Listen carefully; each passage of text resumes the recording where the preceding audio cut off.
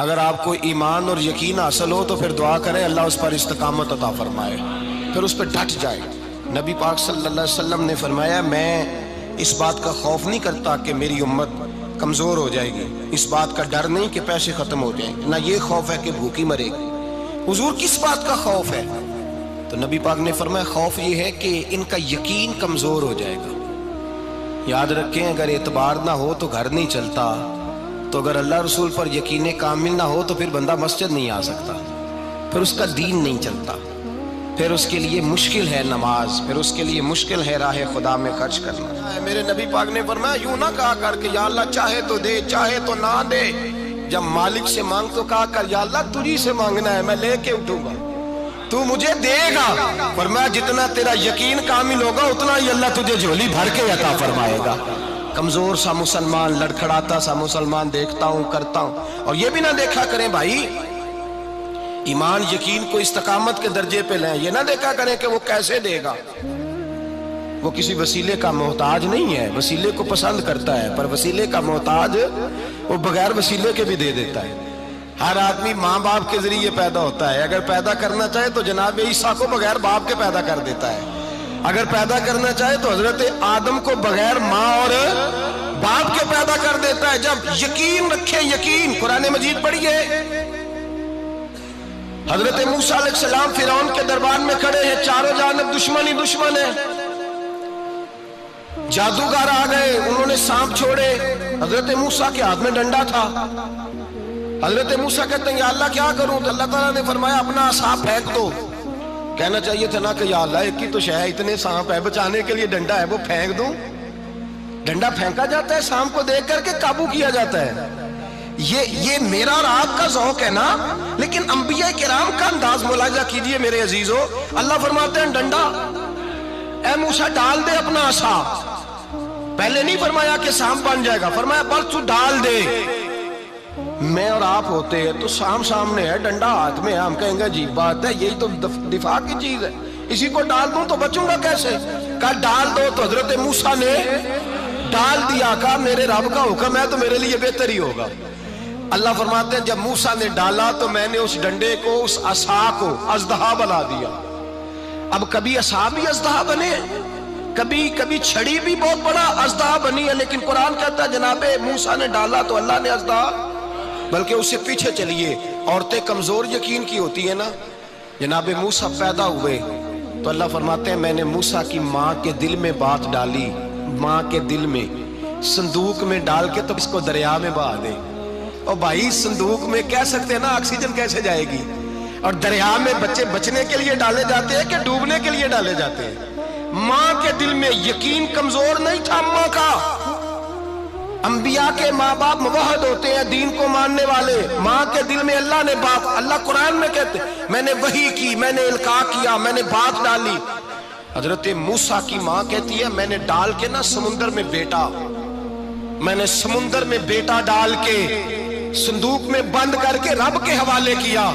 آپ فرماتے ہیں میرے مالک کا بھروسہ کیا تو پھر میرے مالک کا کام دیکھو، کمال دیکھو، میں نے دریا میں ڈالا، اللہ نے فرعون کے گھر میں میرے بیٹے کی پرورش کرا دی۔ یہ یقین کہ حضرت موسیٰ کے پاس قوم آئی، قرآن پڑھیے، کہا جناب پانی چاہیے، وَإِذِ اسْتَسْقَىٰ مُوسَىٰ لِقَوْمِهِ، موسیٰ نے اپنی قوم کے لیے پانی مانگا، ہم نے کہا فَانْفَجَرَتْ مِنْهُ اثْنَتَا عَشَرَةَ عَيْنًا، اپنا ڈنڈا پتھر پہ مارو۔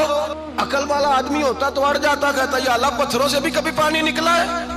اضرب بعصاک الحجر، مارو پتھر پہ ڈنڈا۔ اللہ کے نبی نے منٹ نہیں لگایا، ٹھا کر کے ڈنڈا لگایا، فَانْفَجَرَتْ مِنْهُ اثْنَتَا عَشَرَةَ عَيْنًا۔ اللہ فرماتے ہیں جناب موسیٰ نے ایک عصا مارا، میں نے 12 چشمے جاری کر دیے۔ تو لے تو اللہ کرتا ہے، اللہ کہتا ہے پڑھ نماز روزی دوں گا، کہتا ہے سوچتا ہوں۔ اللہ فرماتے ہیں آجا مسجد میں تیرا ہو جاؤں گا، کہتا ہے دیکھتا ہوں۔ رب فرماتا ہے تو میرے محبوب کی غلامی کر، میں تجھے محبوب بنا لوں گا۔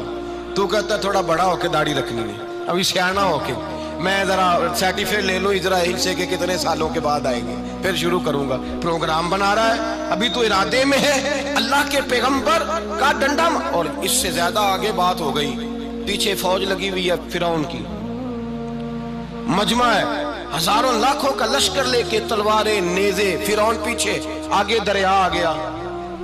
حضرت موسیٰ علیہ السلام کھڑے ہیں، اب کدھر جائیں؟ اللہ پاک نے فرمایا مارو ڈنڈا۔ کہاں؟ پانی پہ ڈنڈا مارو۔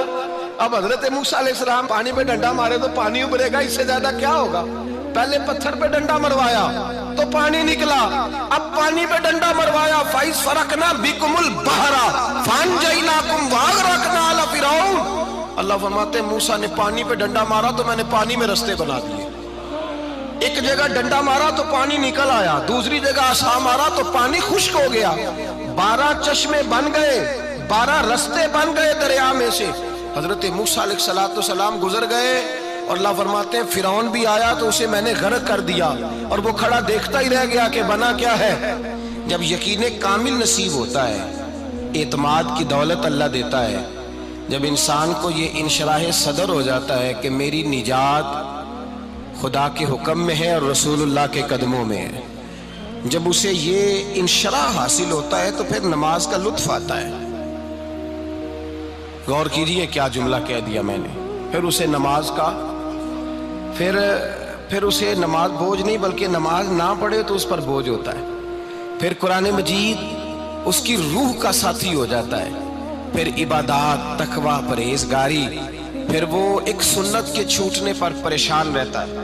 جب یقین کی دولت نصیب ہوتی ہے، قرآن مجید فرقان حمید نے کہا ایمان لاؤ تو پھر ایمان پہ ڈٹ جاؤ، مسلمان بنو تو پھر اسلام پر۔ پھر یہ جو کمزوری ہے نا، یہ دیکھتے ہیں، کرتے ہیں، چلتے ہیں، ابھی کل ابھی پرسوں بہانے ہیلے، ابھی میں نماز شروع کرتا ہوں دیکھتا ہوں لا الہ الا اللہ محمد الرسول اللہ صلی اللہ علیہ۔ جب کسی نے کلمہ پڑھا تو اس پر پورا دین ضروری ہے، پورا۔ اب وہ یہ نہیں کہہ سکتا کہ تھوڑا تھوڑا کر کے آؤں گا۔ یقین کی دولت نعمت ہے۔ اللہ پاک قرآن مجید میں فرماتے ہیں ان الذین قالوا ربنا اللہ ثم استقاموا، جنہوں نے کہا کہ اللہ ہمارا رب ہے اور پھر وہ اس پر ڈٹ گئے، پھر اس پر وہ کہا تو ڈٹ گئے، کھڑے ہو گئے، نہیں اللہ ہی رب ہے، اللہ ہی دینے والا، اللہ ہی مالک، اللہ ہی ہمارا رازق ہے، رب ہی ہمارا سب کچھ۔ جب ڈٹ گئے تو فرمایا تتنزل علیہم الملائکہ، پھر میں ان کی مدد کے لیے آسمان سے فرشتوں کا نزول فرمایا کرتا ہوں۔ فرشتے کیا کہتے ہیں؟ اللہ تخافوا ولا تحزنوا، غم نہ کرنا، خوف نہ کھانا، وابشروا بالجنۃ التی کنتم توعدون، ہم تو تمہیں اللہ تبارک و تعالیٰ کی اس جنت کی خوشخبری دینے آئے ہیں جس کا رب نے تمہارے ساتھ وعدہ کیا ہوا ہے۔ پھر فرشتوں کا نزول ہوتا ہے، لیکن شرط کیا ہے کہ ایمان لائے، اور پھر ایمان پر پھر یہ نہ سوچے کہ وہ کس طرح دے گا، وہ کیسے عطا کرے گا، وہ میری مدد کس طرح کرے گا، نظام کیسے چلے، ڈٹ جائے، کہے میرے اللہ کا حکم ہے تو میں نے حلال ہی کھانا ہے، میرے رب کا حکم ہے تو میں نے تھوڑے پہ گزارا کرنا ہے، میرے مالک کا حکم ہے تو میں نے اپنی جیب دیکھنی یا دوسرے کی نہیں دیکھنی، میرے رب کا حکم ہے تو میں نے اس کی اطاعت میں رہنا۔ جب ڈٹ جائے گا اللہ کے احکامات پر، جب ڈٹ جائے گا تو اللہ فرماتا ہے پھر میں تیری مدد کے لیے فرشتوں کا نزول کروں گا۔ نبی پاک صلی اللہ علیہ وسلم نے فرمایا 2 دولتیں اگر کسی کو اللہ دے دے تو سمجھے اللہ نے اسے دنیا کی سب سے زیادہ دولت عطا فرما دی۔ یا رسول اللہ وہ کون کون سی چیزیں ہیں؟ فرمایا ایک جس شخص کو اللہ نے معاف کرنے کی دولت عطا کر دی، جو معاف کرنے لگ گیا، جس کی طبیعت میں درگزر آ گیا، جو معاف کرنے لگا، غلطیاں معاف کرنے لگا، جس کو ایک دولت یہ مل گئی۔ اور دوسرا میرے مصطفیٰ نے فرمایا جسے اللہ نے یقین کی دولت عطا فرما دی۔ جس کو یہ 2 دولتیں مل جائیں، ایک درگزر کرنا، دوسرا رب رسول پہ یقین کامل رکھنا، اسے کائنات کی ہر شے مل گئی۔ میرے نبی پاک نے فرمایا جب بھی دعا مانگو خدا سے یہ 2 نعمتیں مانگا کرو، عرض کیا کرو اے اللہ درگزر کی دولت عطا فرما، اے اللہ تو ہمیں یقین کی دولت عطا فرما، ایمان کی قوت اور پختگی نصیب فرما۔ میرے بھائی حضور نے فرمایا مانگ کے لو۔ کمزور ایمان والا شخص کسی کام کا نہیں ہوتا۔ جس آدمی کے ذہن میں شک کا بیج ایک دفعہ جنم لیتا ہے وہ آدمی تو غلام سے بدتر ہے۔ بے کیف سجدہ، روٹھی روٹھی سی عبادت، اس کی زندگی کیفیات سے خالی ہے۔ جس شخص کو پتہ چل جائے نا لوگ میرے مخالف ہیں، اس کا تو سجن رہتا ہی کوئی نہیں۔ اصل بات یہ ہوتی ہے کہ یہاں سوچ بیٹھا ہے کہ دنیا میرے خلاف ہے، یہاں مخالفت یہاں بیٹھ گئی ہے، دو بندے باتیں کر رہے ہیں تو پریشان ہے، میرے خلاف ہی لگے ہوئے ہیں، میری ہی بات ہو رہی ہے، کیونکہ اصل تکلیف کہاں ہے؟ اور اگر یہاں یقین کامل ہو گیا نا کہ سارے مجھ سے پیار ہی کرتے ہیں، تو پھر دو بندوں کو بات کرتا دیکھیں گے تو یہی سوچے گا میری تعریفیں کر رہے ہیں۔